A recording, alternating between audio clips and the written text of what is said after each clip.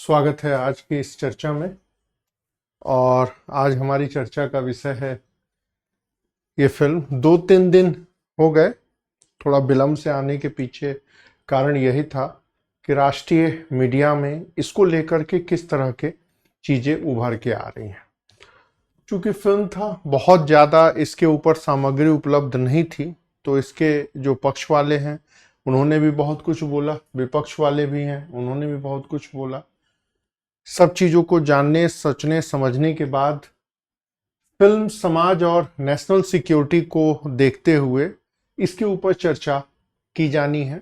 जो बंद हुई है वो क्यों हुई है, इसी के साथ साथ फ्री स्पीच या सेंसरशिप या सोसाइटी पर क्या असर पड़ रहा है या नेशनल सिक्योरिटी का क्या मामला है। फिल्म के अंदर के विषय के ऊपर हम नहीं जाएंगे, जो भी चर्चा करेंगे इन्हीं के ऊपर करेंगे। और इसके लिए अभी मैं थोड़ा कुछ होमवर्क कर रहा था। होमवर्क करने के बाद सबसे पहले आया कि फिल्म को कैसे देख के लोग एक्सप्लेन कर रहे हैं।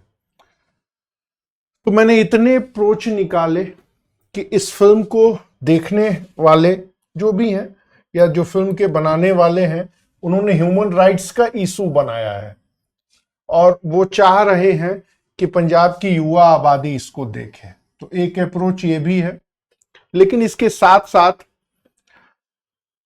फिल्म से जुड़े हुए एक आतंकवादियों का पक्ष अलग है, राजनीतिक स्थिति का लाभार्जन करने वाले लोग अलग हैं, जिसमें कांग्रेस भी है, आम आदमी पार्टी भी है, बीजेपी भी है और अकाली दल भी है। इसके अलावा दलित सिख भी हैं, हिंदू समाज भी है जो पंजाब की जनसंख्या में है, पुलिस प्रशासन और सुरक्षा प्रशासन भी है और राष्ट्र की एकता और अखंडता भी है। इतने एंगल्स से इस घटना के ऊपर फिल्म बन सकती थी, लेकिन बनी है सिर्फ मानवाधिकार के दृष्टिकोण से। ये सारे पक्ष इस फिल्म में नहीं है। सबसे बड़ी बात, फिल्म क्यों प्रतिबंधित हुई। 80 से 90 के दशक के एक कार्यकर्ता हैं, आप सभी इनका नाम अब जान गए होंगे, अभिनेता दिलजीत दोसांझ इनके चरित्र को निभाए हैं। उन्होंने पंजाब की स्थिति या पंजाब के पुलिसिया दमन का चित्रण दिखाया है। फिल्म जब बनी थी तो सिनेमा हॉल में प्रदर्शित होनी थी, सेंसर बोर्ड के पास गई तो सेंसर बोर्ड ने 127 कट्स निकाले कि इनको हटाइए। फिर कुछ आईटी के रूल्स थे, उनके ऊपर भी बात की गई।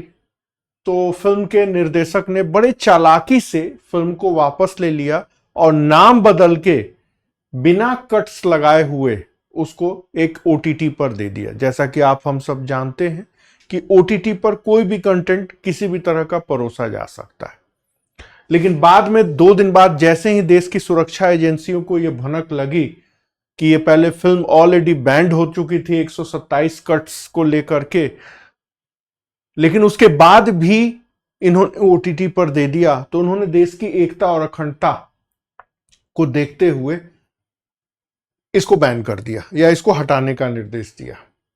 कहना यह था कि इसमें पंजाब पुलिस की नकारात्मक गतिविधियों को दिखाया गया है और केपीएस गिल की पूरी छवि को ध्वस्त करने का प्रयास किया गया। लेकिन आज भी यह फिल्म है, सब लोग देख रहे हैं। मैंने अभी आधी फिल्म देखी है, एक एक घटनाओं को भी पढ़ रहा हूं। आधी आज रात कल देखी, आधी रात में देखी, फिर आधी देखने के बाद मैंने सारी घटनाओं को पढ़ा, जाना, समझा। उसके बाद ही मैं आपके साथ ये डिस्कस कर। तो ये चीजें हो गई कंफर्म कि फिल्म इतने एंगल से बन सकती थी। ये सिर्फ इस एंगल से बनी हुई है।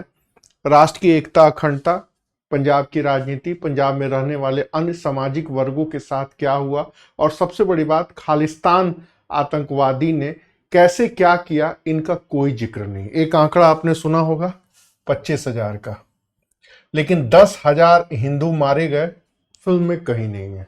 इसके अलावा 40,000 पूर्वांचल के लोग जो वहां काम कर रहे थे, जो 1980 से लेकर के लगभग 95 तक गायब हो गए हैं, मर गए हैं, इनका कहीं कोई जिक्र नहीं है, न फिल्म में न राष्ट्र के मुख्य धारा में। इन सबको खालिस्तानी आतंकियों ने मारा। ये वो दौर था। इसमें पुलिस वाले भी हैं, इसमें सामान्य हिंदू परिवार के भी हैं, इसमें दलित सिख भी हैं, इसमें नामधारी भी हैं। ये सारे लोग गायब हो गए हैं, मर गए हैं, इनका कोई अता पता नहीं है। तो सबसे बड़ी बात, फिल्म जब किसी चीज को दिखाती है तो एक खास एजेंडा होता है उनका, नैरेटिव सेट करने का। एक बार फिल्म आ जाती है, समाज के लोग देख लेते हैं, तो आगे आने वाले टाइम पीरियड पर वो समाज में कहीं ना कहीं एस्टैब्लिश्ड होता है। तो ये एक बात उभर करके सामने आई है, लोगों की मारे जाने की, हत्या की। दूसरी बात जो चर्चा आ रही है कि फिल्म को दबाया जा रहा है, अभिव्यक्ति की आजादी पर कुठाराघात हो रहा है। फिल्म कला का एक माध्यम है, सरकार को कला से दूर रहना चाहिए। सरकार डिक्टेटरशिप मोड में है। इसी देश में Kashmir files, Bengal files, Kerala story 1-2, Savarkar और आरएसएस जैसी फिल्में बनती हैं, टैक्स फ्री किया जाता है, फिर इसमें क्या दिक्कत है? जो लोग भी इस फिल्म के समर्थन में झंडा उठा रहे हैं, उनका तर्क ले दे करके इतना ही है। ऐसा नहीं है कि ये पहली बार बनी है। गुलजार साहब की फिल्म है चपा चपा चरखा चले, माचिस 1996 में बनी, और पंजाब किस तरह नशे में डूबा हुआ है और पुलिस कैसे लोगों को टॉर्चर कर रही है। बेहतरीन वेब सीरीज है नेटफ्लिक्स पर, रणदीप हुड्डा की कैट। एक पार्ट आई है, एक पार्ट अभी बचा हुआ है। लेकिन सच देखा जाए तो आज का जो पंजाब है वो पूरा नशे में डूबा हुआ है। इसके पहले एक फिल्म और भी बनी थी, उड़ता पंजाब, जिसका लाभार्जन आम आदमी पार्टी को काफी हुआ। पंजाब में नशे के कारोबार को मुद्दा बना करके चुनाव लड़े और जीते भी। और वहां के जो भगवंत मान है, जिनको व्यंग से पैगवंत मान कहा जाता है, और भी चीजें हैं। पंजाब में 5 का बड़ा फेमस है, देखिए, कार, कुड़ी, कोकिन, उसके बाद फिर कैश और कनाडा। ये मेनका गांधी ने एक स्टेटमेंट में दिया था कि पंजाबियों की 5 पहचान होती है। ये अपमानजनक चीजें हैं, लेकिन समाज इन्हीं के रूप में जानता है। थोड़ा सा फिल्म के माध्यम से पंजाब के सच को जानिए। तो आज जो पंजाब है वो आज के पंजाब जैसा नहीं था। पूरा पाकिस्तान उसमें शामिल था, जम्मू कश्मीर था। कहते हैं जब मुगल काल की जिहादी गतिविधियां जबरदस्त रूप से उभर करके आई, औरंगजेब जैसे धर्मगुरु या जिहादी गुरु आए और पूरे पंजाब का इस्लामीकरण का दौर उभरा, तो यही सिख गुरु उभर करके सामने आए, खासकर खालसा के नाम पर। वैसे बाबर के आने के बाद से ही गुरु नानक का दौर शुरू हो गया था। पानीपत के युद्ध के देखने वालों में एक बाबर की हर हरकतों को देखने वाले में गुरु नानक देव भी थे। पूरे भारत, काबा, मक्का तक घूम के आने के बाद उनके समझ में आ गया कि अब समाज में क्या करना है। समाज में परिवर्तन की जो लहर होती है ना, बड़ी मौन होती है, धीरे धीरे चलती है, और सिख धर्म के रूप में उभर करके आया। सिख गुरु खालसावाद का कॉन्सेप्ट दिया और पूरे पंजाब को मुगल काल के जिहादी गतिविधियों से मुक्त करने का श्रेय सिखों को जाता है। नॉर्थ पंजाब, पूरे उत्तर भारत में सिख गुरु आपको मिल जाएंगे, या सिखों का खालसा मिल जाएगा। मुगल काल को या अफगानियों को उनके हद में रखना या उनको उसी शैली में जवाब देना, ये किसी ने सामने रखा तो सिख धर्म का इतिहास है या सिखों का इतिहास है। समय गुजरा, अंग्रेजों का भी इनके ऊपर आधिपत्य हुआ। अंग्रेजों ने इनके मनोदशा को बदलने के लिए एक नया पैंतरा शुरू किया, जिसको हम ईसाईकरण कहते हैं। सिख धर्म कोई अलग से धर्म नहीं था। हिंदू धर्म के लोगों को लेकर के 5 अलग अलग जाति और समुदाय के लोगों को ही एक सिख मतलब सुन करके बना समुदाय एकत्रित किया, योद्धा वर्ग बनाया और उनके अंदर विश्वास दिलाया कि तुम 1.25 लाख पर भारी हो। लंबा चौड़ा है, एक नारा भी यहीं से आया, खालिस्तान, राज करेगा खालसा। जैसे होता था मुगल की फौज करेगी मौज, तो उनके विकल्प में दिया राज करेगा खालसा। समय गुजरता गया, ब्रिटिश से लगभग सारे जगह फैलते गए। 47 के दौर में जब दंगे उभरे तो उभर के जवाब दिया सिखों ने। लाहौर की पूरी कहानी, कैसे क्या, कैसे सिख कट करके पाकिस्तान से आए, उसी में एक तारा सिंह भी थे, अकाली दल। हालांकि उन्होंने खालिस्तान की मांग की लेकिन भारत के साथ ही रहे। समय गुजरता गया, 50, 60, 70 विभाजन के बाद पुनर्वास में चला गया। सबसे बड़ी बात, टर्निंग पॉइंट आता है इंदिरा गांधी मार्का पंजाब के दौर में। इंदिरा गांधी आप जानते हैं, एक व्यक्ति जिसने भारत के हर चीजों को प्रभावित किया। पंजाब में अकाली दल का शासन था। अकालियों को कमजोर करने के लिए, डैमेज करने के लिए हर संभव प्रयास किया, राज्यपालों का उपयोग और भी। यहीं पर उन्होंने एक संत को मोहरा बनाया उनको पैसे दिए, हथियार दिए और कहा कि तुम तबाही मचाओ और मैं इसी तबाही को रोकने के नाम पर पंजाब में प्रवेश करूंगा। अपनी छवि को निर्माण करने के लिए श्रीमती गांधी ने पंजाब को आतंकवाद में ढकेला। आज इस चीज में कहीं कोई शक नहीं है कि संजय गांधी, इंदिरा गांधी, उसके बाद ज्ञानी जैल सिंह, अन्य और लोगों ने मिलकर के भिंडरावाले को खड़ा किया, उसको पैसे दिए, उसको हथियार दिए। जैसे ही वो ताकतवर हुआ, फिर उसके बाद आईएसआई का भी सपोर्ट मिल गया, फिर पाकिस्तान, पूरा पाकिस्तान का नेतृत्व उसके साथ आ गया, कनाडा का भी मिला और अमेरिका का भी मिला। इसी समय पंजाब हरित क्रांति के दौर से गुजर रहा था, काफी हद तक पैसा भी आया, तो पैसा अपने साथ कुछ विकृति भी लेकर के आता है। उसी विकृति को ये 5 क में डिफाइन किया जाता है: कार, कुड़ी, कोकिन, कैश और कनाडा। हर पंजाबी के एक शौक होता है। संत से आतंकवादी बना, फिर उसके बाद माहौल बनाया गया। भिंडरावाले पर बहुत कुछ जान चुके हैं, पढ़ चुके हैं। उसके बाद इसी ऑपरेशन ब्लू स्टार करके भिंडरावाले को मारा भी गया, सरेंडर भी हुआ और सारी चीजें। उसके बाद से पंजाब जो एकदम अस्थिर हुआ, ऑपरेशन ब्लू स्टार के बाद श्रीमती गांधी की हत्या हुई और सारे पंजाबियों को चुन चुन के मारा गया। एक बड़ा पेड़ जब गिरता है तो धरती हिलती है, राजीव गांधी का कथन। पूरे देश में सिखों के विरुद्ध दंगे हुए और कहा जाता है, एक सलमान खुर्शीद किताब में लिखते हैं, जब सिख कट रहे थे तो मुस्लिम खुश हो रहे थे। ये बात कही है उन्होंने, क्योंकि मुस्लिम समाज को सबसे ज्यादा अगर किसी को अतीत से भय लगता है तो सिखों से। सलमान खुर्शीद ने ये बात कही है, कितनी शर्मनाक बात है। लेकिन यहीं से सिखों में अलगाववाद की भावना लगभग उभर करके धीरे धीरे अंदर बैठ गई कि ये देश सिखों धर्म के नाम पर भेदभाव करता है। खैर, वक्त गुजरा, धीरे धीरे लोग पुरानी बातें भूल गए। 80 से 90 के दशक का जो पंजाब है वो इसी की कहानी है। जब भिंडरावाले की हत्या हुई, खालिस्तान आतंक एकदम चरम पर था। खालिस्तानियों ने पुलिस बल पर कैसे हमले किए, हिंदुओं को कैसे मारा, सतनामियों को कैसे मारा, रैदासी संप्रदायों को कैसे मारा, या ये कहिए गैर जट सिखों के ऊपर कैसे हमले किए, उसकी पूरी कहानी है जो आज धीरे धीरे विलुप्त हो रही है, लेकिन समय समय पर जीवित होती है। धन्य है ये फिल्म और इस फिल्म को प्रतिबंध लगाने का माहौल, जिससे इस फिल्म से या इस दौर से जुड़े हुए जो भी पंजाब की घटनाएं हैं वो सब सामने आई। ये सब चलता रहा। चलने के बाद जो सबसे बड़ी बात है कि इस फिल्म का एजेंडा क्या है। कोई भी चीज आती है तो उसका कहीं ना कहीं कोई एजेंडा रहता है। सबसे बड़ी बात, इस फिल्म का एक एजेंडा जो कहा जा रहा है वो है खालिस्तानी आतंकवादी माहौल को पुनर्जीवित करना। आज के अखबारों में हमने पढ़ा है कि सुद्दी मूसेवाला की हत्या लॉरेंस बिश्नोई जैसे गैंगस्टर ने की, या भारत सरकार 2-3 गैंगस्टर के माध्यम से सारे काम को करवा रहा है। पता नहीं इसमें क्या वास्तविकता है। दूसरा ये है कि फिल्म युवाओं को बदला लेने के लिए उकसाने का भी काम करती है, जो सुरक्षा एजेंसियां कह रही हैं। जो सबसे बड़ी बात दिखाई देती है वो है सुपर कॉप के नाम से केपीएस गिल की छवि को रौंदने को, समाप्त करने को एक अभियान इस फिल्म के द्वारा दिखाया जाता है। इसमें कहीं कोई दो राय नहीं कि भारत की जितनी सेकुलर जमातें हैं या जो मिली जुली संस्कृति वाले लोग हैं वो केपीएस गिल से बहुत चिढ़ते हैं।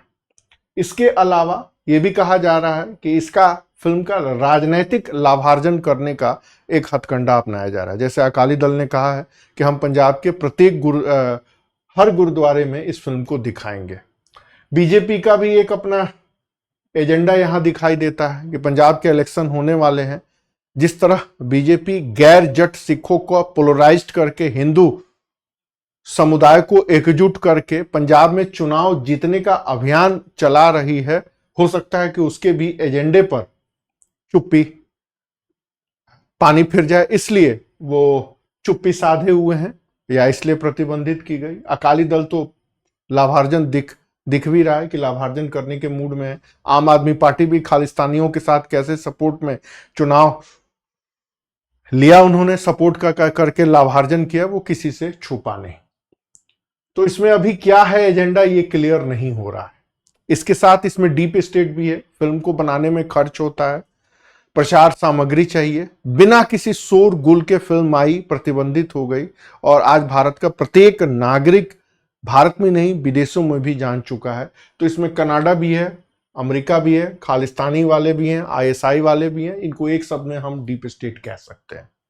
और खासकर मीडिया में बहुत लोग हैं, ब्रेकिंग इंडिया फोर्सेस एक नैरेटिव चला रहे हैं कि सरकार एजेंडा बना रही है, एजेंडा बना रही है, एजेंडे के तहत इस फिल्मों को प्रमोट किया जा रहा है और एजेंडे के तहत किया है, इसको बैन किया जा रहा है। इन सारे जो कंक्लूजन है ये सब अलग अलग लोगों ने बताए हैं। मैंने एक साथ लगभग पिछले 2 दिन में जितनी राष्ट्रीय मीडिया में मुख्य धारा में चर्चा चल रही है, अंतर्राष्ट्रीय मीडिया में जो उभर के आ रही है, उनका कंक्लूजन आपके सामने रख दिया। इसलिए 2-3 दिन लेट हो गए।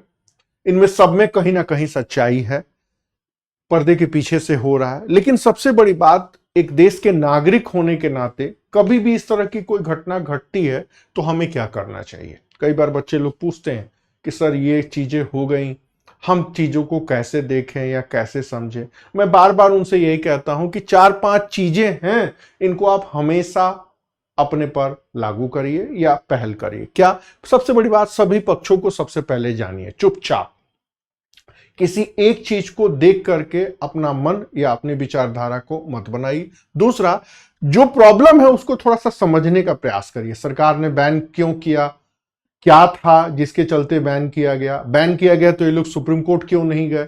सुप्रीम कोर्ट में जाके सुनवाई कर सकते थे, क्यों नहीं सरकार को चुनौती दिए? अभी मैं चेक कर रहा था तो 135 ऐसी फिल्में हैं जिसको सरकार ने प्रतिबंधित किया है पिछले 100 सालों में, और फिर सुप्रीम कोर्ट की लड़ाई के बाद या कोर्ट की लड़ाई के, हाई कोर्ट की लड़ाई के बाद वो फिल्मकार जीते हैं, जीत करके आए हैं और फिल्म रिलीज हुई है। तीसरा, सबसे बड़ी बात, हर चीज का एक अपना एजेंडा होता है। एक बहुत बड़े हिंदी के लेखक हैं, उन्होंने कहा, पार्टनर तेरा पॉलिटिक्स क्या है? तो पॉलिटिक्स का मतलब ही एजेंडा होता है। मैं अगर कोई किताब लिखता हूं तो मेरा भी एक एजेंडा है कि इस देश के लोग सच को जाने। मैं एक फिल्म बनाता हूं तो मेरा भी एजेंडा है कि फिल्म इंटरटेनमेंट का माध्यम हो, मैं पैसे कमाऊं, या मैं एक फिल्मकार हूं तो मैं अपने उत्तरदायी को पूरा कर रहा हूं।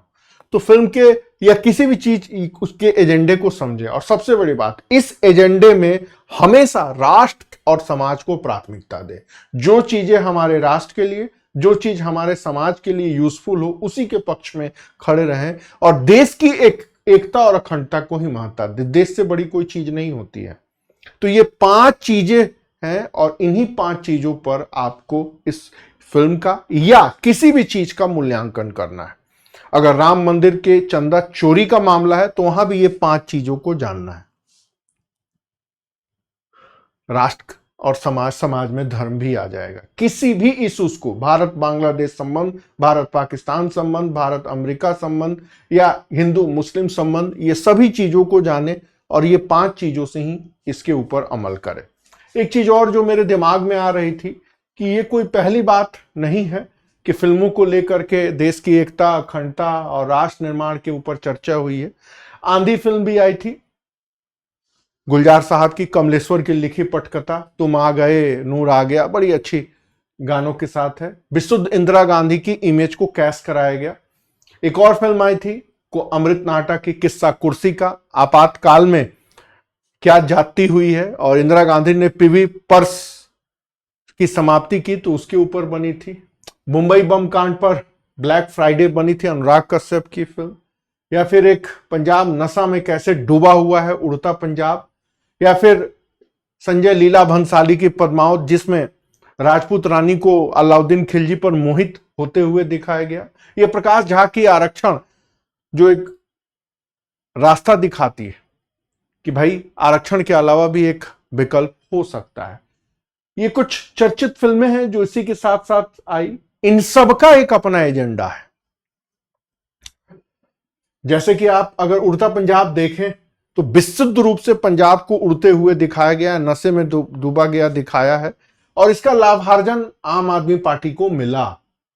और इसी नशे के कारोबार को बंद करने के अभियान पे लेके वो सत्ता में आए, और खुद मुख्यमंत्री कितना नशेड़ी है और कैसे शराब सिख गुरु पर फेंक रहा है, बताने की जरूरत नहीं है। जैसे दिल्ली में भ्रष्टाचार को नियंत्रित करने के लिए पार्टी आई और खुद भ्रष्टाचार में लिप्त दिखी, बताने की जरूरत नहीं। उसी तरह अलाउद्दीन खिलजी की इमेज को भी कैश कराया गया, क्या है कैसे है, और भी चीजें हैं। तो ये सारी चीजें हैं, तो कोई ऐसी बात नहीं है। फिल्मों का हमारे समाज के ऊपर जबरदस्त असर रहा है। एक फिल्म आई थी मुगले आजम, यहां मैंने कुछ नामी फिल्मों को रखा है। इस फिल्म ने जो नैरेटिव सेट किया वो आज भी हमारे समाज में है कि जोधाबाई अकबर की पत्नी थी। ये एकदम, इसका कोई प्रमाण नहीं है। जोधाबाई जहांगीर की पत्नी का नाम था। अनारकली जैसे एक पात्रा जो अकबर की दरबार की नतर्की थी, उसमें बाप बेटे दोनों फिदा हो गए। अरे जिसकी 300 पत्नियां हो, 300 बेगमें हो, एक और सही।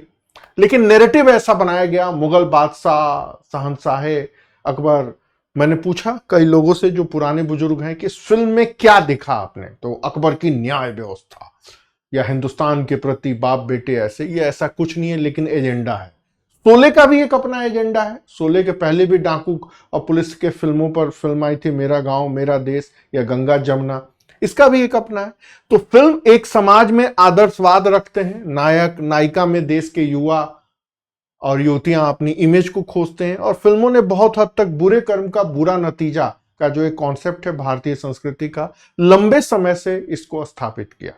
इसीलिए फिल्में समाज में स्वीकार्य हुई और इसीलिए सबसे ज्यादा दुनिया में फिल्में भारत में बनती। समय बदला, इसी के साथ साथ कुछ आर्ट फिल्में भी हैं जिन्होंने समाज के सच्चाइयों को भी दिखाया। फिल्मों ने मिलीजुली संस्कृति का एक वातावरण भी दिया। लेकिन फिल्मों ने सेकुलरिज्म का कैसे कॉन्सेप्ट रखा और फिल्मों में सेकुलरिज्म या हिंदू मुस्लिम पात्र कैसे आते थे बताने की जरूरत नहीं है। तो फिल्म सिर्फ फिल्म नहीं होती है, फिल्म एक मनोदशा होती है और समाज के मनोदशा का निर्माण करती है। तो अगर सतलुज जैसी कुछ और भी चीजें हैं, आगे चर्चा करेंगे, सतलुज जैसी फिल्में आ रही हैं तो वो समाज के माइंडसेट को बना रही हैं। समाज उस दिशा में जाएगा। आप एक बार इस फिल्म को देख लेंगे तो आप केपीएस गिल, इस महान आदमी के बारे में एक लाइन में नैरेटिव कर लेंगे कि ये एकदम खलनायक आदमी था। सच्चाई ये है कि अगर केपीएस गिल और भी चीजें हैं जैसे लोग नहीं होते तो आज पंजाब भारत का हिस्सा नहीं होता। निसंदेह कुछ जातियां हुई, निसंदेह कुछ युवाओं के साथ भेदभावपूर्ण व्यवहार हुआ, लेकिन जो फिल्मकार होते हैं ना, वो बहुत चतुर लोग होते हैं और एक नैरेटिव सेट करते हैं। गुलजार साहब के टाइम पर जब पिक्चर आई थी तो सोशल मीडिया नहीं था। इसमें इन्होंने सिस्टम को विलन बना दिया और बता दिया कि युवा क्यों आतंकवाद में शामिल हो रहा है। गुलजार साहब ने खालिस्तान के बारे में कुछ नहीं बोला। गुलजार साहब ने निर्दोष नागरिकों के हत्या के बारे में कुछ नहीं बोला। गुलजार साहब ने पुलिस बल को कैसे मारा जा रहा है, लॉ एंड ऑर्डर कैसे फेलियर हुआ है, इसके बारे में कुछ नहीं बोला। भारत के एकता और अखंडता को चुनौती कैसे मिल रही है ये भी नहीं बताया। इंदिरा गांधी ने पंजाब को आतंकवाद में कैसे झोंक दिया ये भी नहीं बताया। सिर्फ पंजाब की इंटरनल स्थिति को बता दी। आप फिल्म देखेंगे ना तो आपको आतंकवादियों से सहानुभूति हो जाएगी। बिल्कुल उसी तरह बॉलीवुड जिस तरह फिल्में बनाता है जिससे आपको पाकिस्तान से आईएसआई से प्यार हो जाएगा। वास्तविकता क्या है बताने की जरूरत नहीं है। तो इसका भी एक एजेंडा होता है।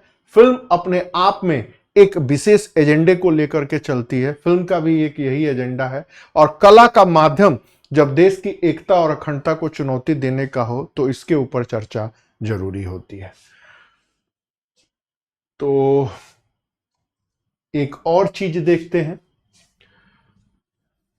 जब मैं देख रहा था तो ये भी आया, ये आज के खालिस्तानी लोग हैं, ये भिंडरावाला के उत्तराधिकारी हैं, ये सिद्धू मूसेवाला जैसे गायक भी हैं और एक लॉरेंस बिश्नोई जैसा गैंगस्टर भी है। आज भारत इन तीनों के दौर में गुजर रहा है। इसके साथ साथ ये वेब सीरीज आप जरूर देखिएगा, नेटफ्लिक्स के ऊपर है।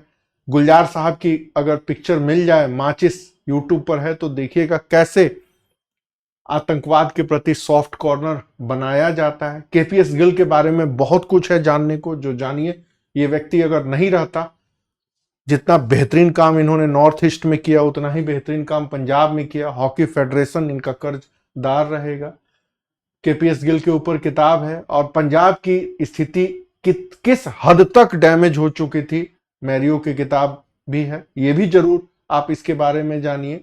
सिर्फ इसके एजेंडे के भरोसे मत रहिए। और भी बहुत कुछ चीजें हैं जानने के लिए, क्या है कैसे है।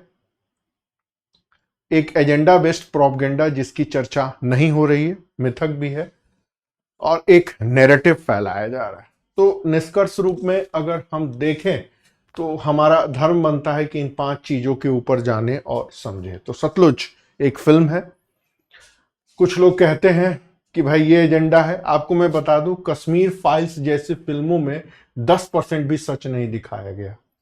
मैं चूंकि इतिहास का शिक्षक हूं, राजनीतिक व्यवस्था या समकालीन भारत भी बताता हूं, पढ़ाता हूं, तो मुझे इसका बेहतर ज्ञान है। जो कुछ भी वहां के लोगों के साथ हुआ वो इतना घिनौना और शर्मनाक है कि दुनिया के किसी भी देश के इतिहास में नहीं हुआ होगा। बंगाल फाइल्स में भी आपको कुछ नहीं दिखाया गया। बंगाल इससे ज्यादा खूनी अतीत में जुड़ा हुआ है। आज जो बंगाल में सत्ता परिवर्तन हुआ है और जिस तरह हारे हुए प्रत्याशी के अलावा जीते हुए प्रत्याशियों के ऊपर या 15 साल से जो सत्ता में रहा है उनके ऊपर जो अंडे फेंके जा रहे हैं, लोग फेंक रहे हैं, वो यही गुस्से का एक परिणाम है। केरला स्टोरी तो एक नाम मात्र का है। बाकी सावरकर और आरएसएस पर मैं ज्यादा कुछ नहीं बोलूंगा क्योंकि उनका एक अपना मत है। आप इनके एंटी में भी बना सकते हैं, लेकिन ये 3 फिल्में ऐसी हैं जो सिर्फ ऐतिहासिक घटनाओं को 10% ही दिखाती हैं। बाकी सारी चीजें हैं। तो ये जो लोग चिल्ला रहे हैं कि यह एजेंडा वेस्ट प्रोपगेंडा है, सरकार ऐसे हो रही है, कौन चिल्ला रहा है बताने की जरूरत नहीं है। लेकिन इन सब चीजों के ऊपर ये घटना एक दिन से नहीं जुड़ी है, हजारों साल से जुड़ी हुई है। कोई भी घटना ऐसे नहीं होती है। इस द्वीप में, भारतीय उपमहाद्वीप में कोई भी राजनीतिक चीजें इनके बगैर नहीं जा सकती हैं। तो धर्म ही राजनीति है, राजनीति ही धर्म है। कुछ लोग अपने सोशल मीडिया पे फोटो भी लगाते हैं कि बिना राजनीति के लोग कैसे होते हैं। उन मूर्ख लोगों को कौन समझाए कि बिना धर्म के न राजनीति होती है, न बिना राजनीति के धर्म होता है। धर्म से ही समाज का निर्माण होता है और समाज धर्म से जुड़ा होता है। बाकी मूर्खतापूर्ण बातें हैं, ये ऐतिहासिक तथ्यों को झुठलाने की प्रवृत्ति है। वो मूर्ख लोग होते हैं, उनसे चर्चा की जरूरत नहीं है।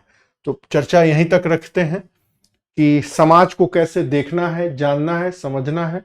ये एक फिल्म है। इसके बाद फिर कोई नैरेटिव का दौर आएगा तो उसमें भी आप यही 5 धारणा को सामने रखें। तो अब मुझे लग रहा है कि अब इसके ऊपर ज्यादा बातचीत करने की जरूरत नहीं है। Thank you.